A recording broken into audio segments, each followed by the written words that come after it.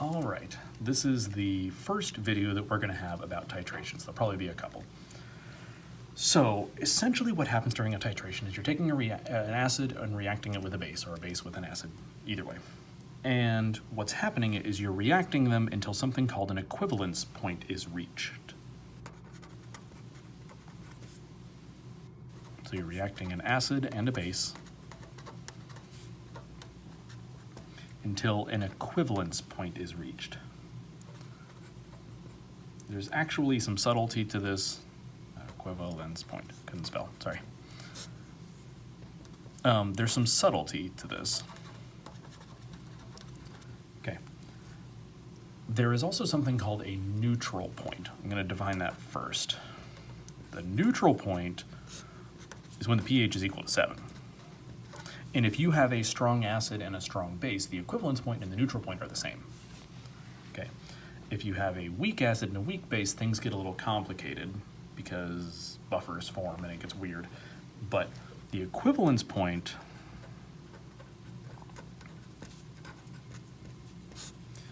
is when you have the same number of moles of acid and moles of base in the solution.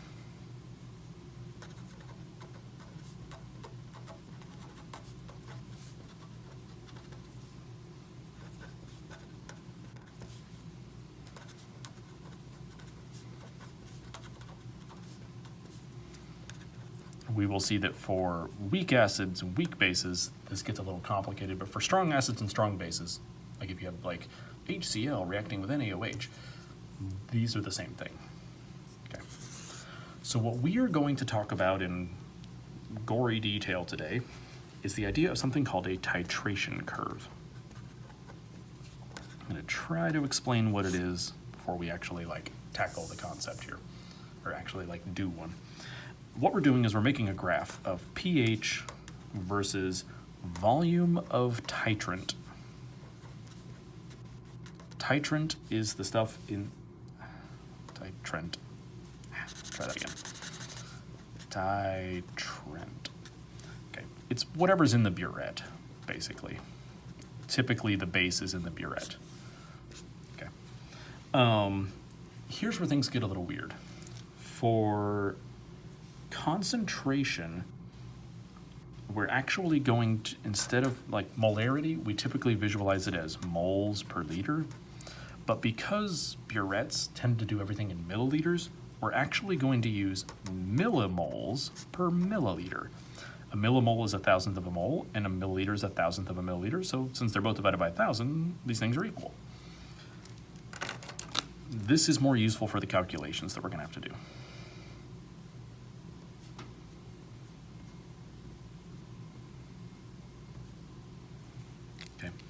We are pretty much only going to use this with regards to titration curves, but yeah. So here's where things are going to get a little complicated. I'm going to need to make a graph and do the calculations at the same time, and I'm going to need to put them on separate pieces of paper.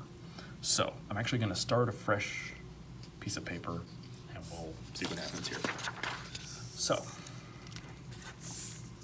we are going to start out by doing a titration of a strong acid with a strong base.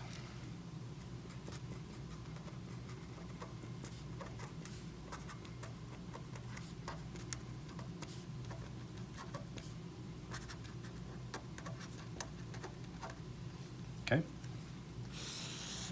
so this is probably going to take a couple pages. That's okay. So in terms of visualizing it, we're actually going to be using the details of this. We are going to take 20 milliliters of 0.500 molar HCl, which is a strong acid, being titrated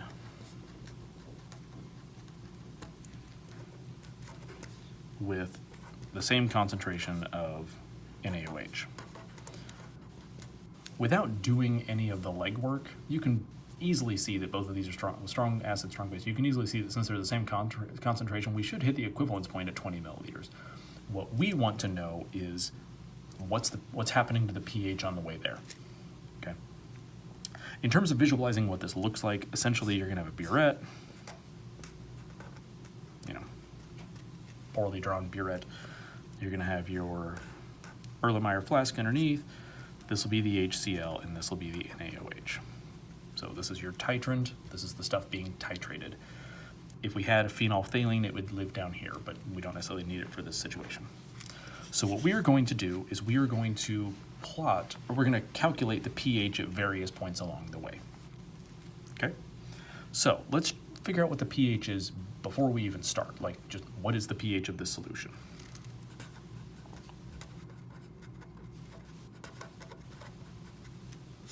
Okay? Well, at this point, it doesn't really matter what the volume is, but we have 0.5 molar HCl. That's all we've got. There's no NaOH to cancel it out. So, since it's a strong acid, we just take the negative log of this.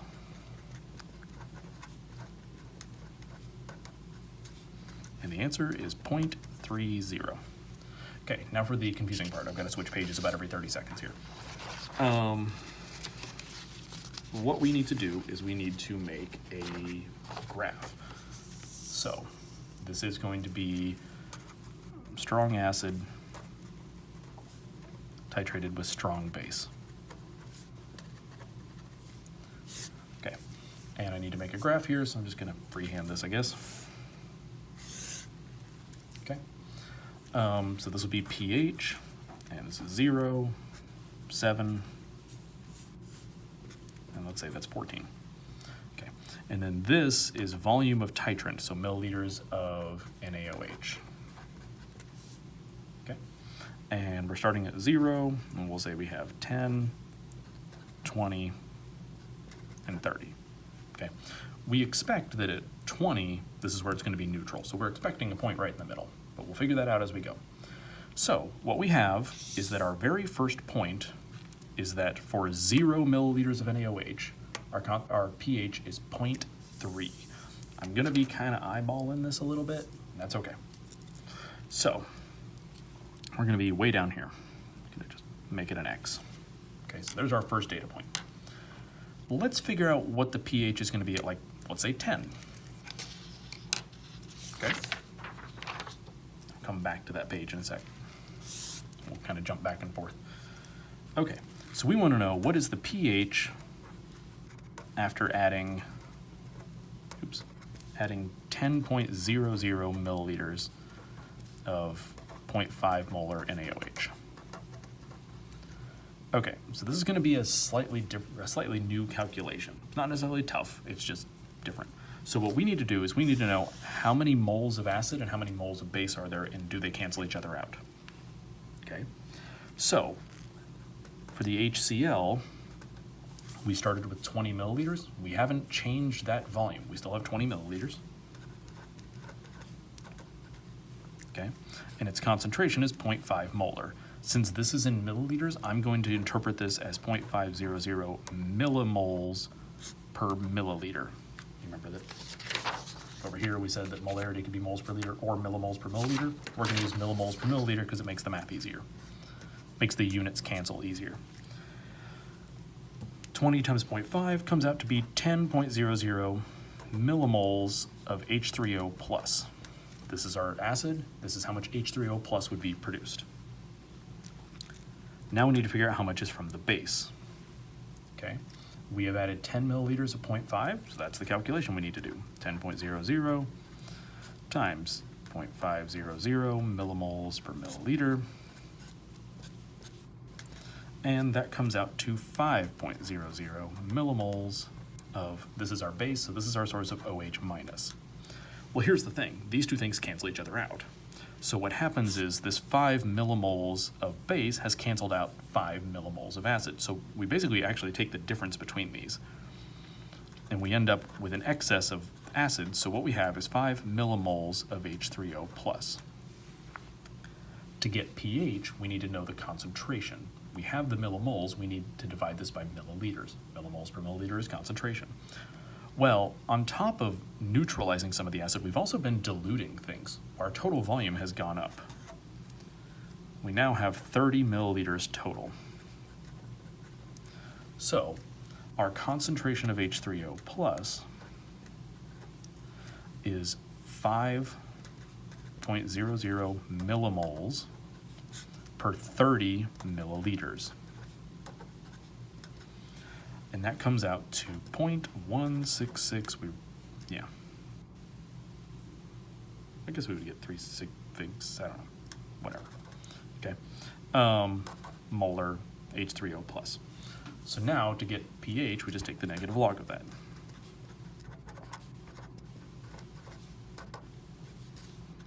And our pH is 0.78. Okay, well, looking at our graph, we said that this is 0.3 to start with, and we expect it to be at 7 at 20, because that's the two things will cancel each other out. But we're not even above 1 yet. Our value is only 0.78 at 10 milliliters. So, right there. It's gone up slightly. I don't know that I'm perfectly drawing this, but you know, you get the point. Okay, well, let's see what happens when we get close to 20, but not quite there. So, I don't need a new piece of paper here, this.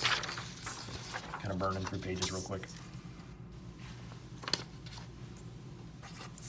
Okay, we want to know what is the pH after 19.80 milliliters of NaOH is added. So we assume that at 20 it's going to be neutral. We want to know what's happening at almost 20. So we do the same thing. We still had 20 milliliters of 0.500 millimoles per milliliter of the acid, and we still get 10.00 millimoles of H3O plus. Now we do the same thing for the NaOH. This time we have 19.80 milliliters, same concentration. Obviously in the real world, if these aren't the same concentration, you would put in the appropriate concentration here. For this particular example, just so that it's easy to know where the endpoint is supposed to be, we pick the same concentration. Okay. If you multiply these together, you get 9.90 millimoles of OH minus. So we still have an excess of acid.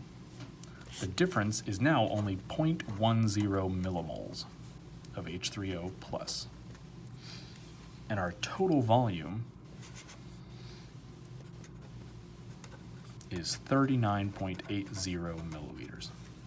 So the concentration of H3O plus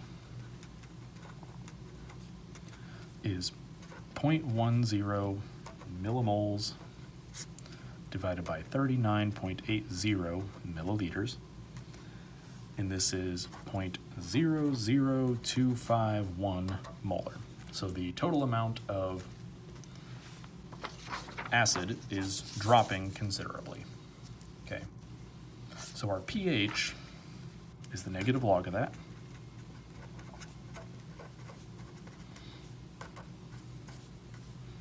And we get an answer of 2.6. So we're not up to 7, but we're trying. It's getting higher. It's getting closer. So at a pH, or sorry, at a volume of 19.8 milliliters, we have a pH of 2.6. So just shy of 20, we have 2.6, which that's about 3.5, so let's go a little lower. Let's say it's about there. Okay.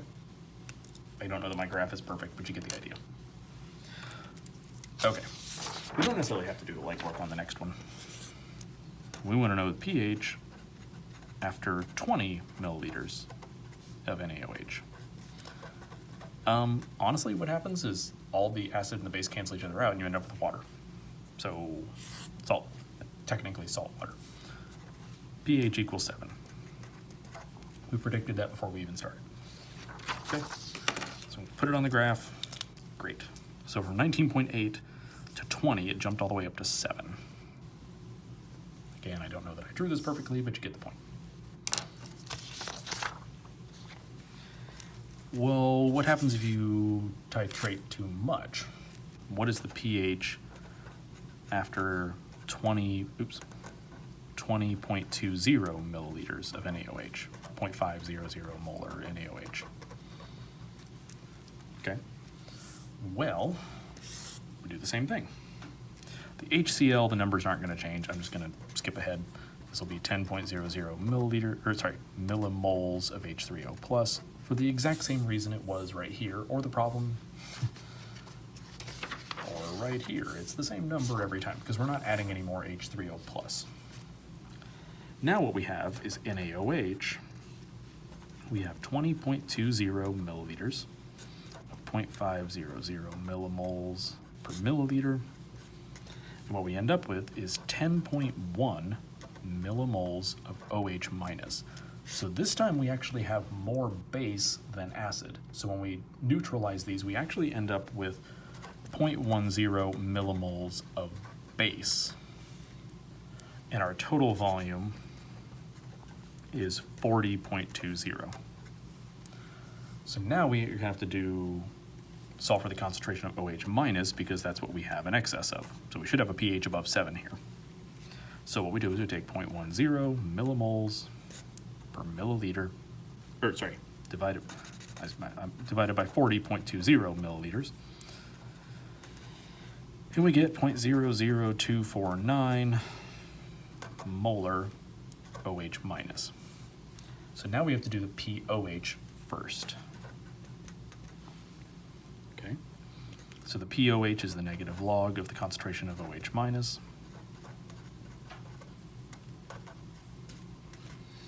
And the answer comes out to 2.6, which shouldn't be surprising because when we did it the other way, it came out to 2.6. But now we're 2.6 in the basic range, so pH is 14 minus that. And our answer is 11.4. Guess I could be circling these, sorry. So, if we're just slightly past 20, we go all the way up to like 11.4, so about the same distance. Okay. In theory, I could do like 50 million points in here and see what happens. I'm not going to. Okay. What we find is that in general, the curve kind of looks like this. It starts out really low, and it stays really low until you get right up to 20. And then all of a sudden, it skyrockets, and then it kind of just levels back out. This is a typical titration curve for a strong acid and a strong base. Okay? This is the neutralization point and also the equivalence point.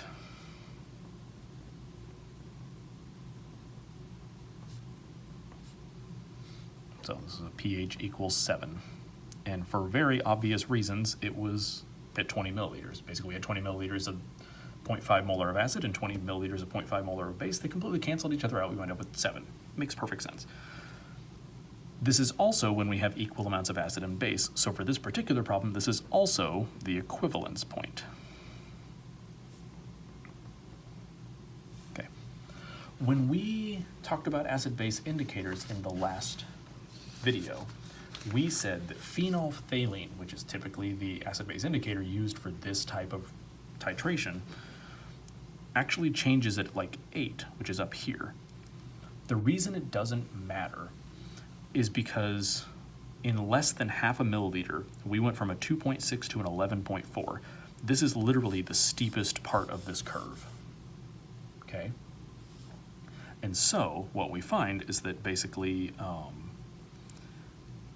the volume difference between a 7 and an 8 is almost 0. They're almost exactly the same. So since usually when we do titrations, we're measuring the volume on the burette, since the volume difference isn't much, we can basically a negligible difference, using an indicator that changes at 8 is perfectly acceptable for this, even though we're shooting for measuring it at 7.